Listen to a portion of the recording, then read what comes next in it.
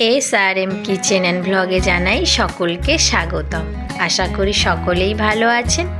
আজকে আমি টবের গাছের লাউ দিয়ে চিংড়ি মাছ রান্না করব।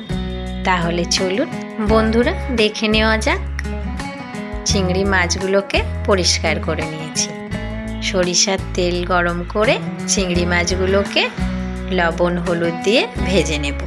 ভিডিওটি ভালো লাগলে চ্যানেলটিকে উৎসাহ যোগাতে সাবস্ক্রাইব করে পাশে থাকবেন নতুন নতুন রান্নার ভিডিও পেতে।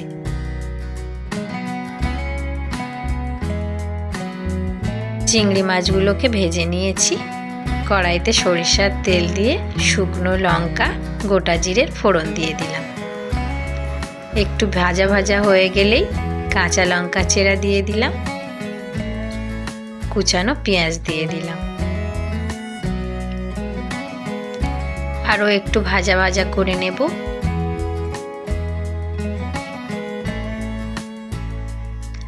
দিয়ে দিচ্ছি কুচে নেওয়া লাউ আর সাথে ডুমো ডুমো করে কেটে নেওয়া আলু।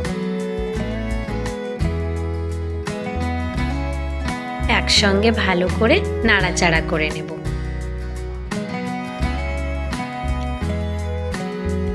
দিয়ে দিচ্ছি স্বাদ মতো লবণ।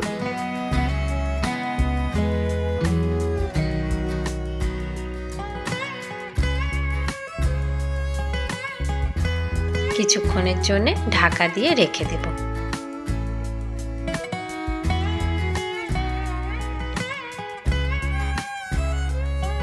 এই লাউ গলতে বেশি সময় লাগে না, আর একটুও জল দিতে লাগবে না।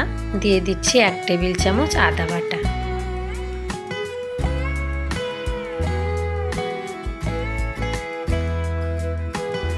পরিমাণ মতন হলুদ গুঁড়ো।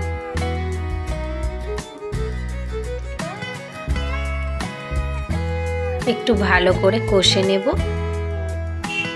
এবার দিয়ে দিচ্ছি ভেজে নেওয়া চিংড়ি মাছগুলোকে।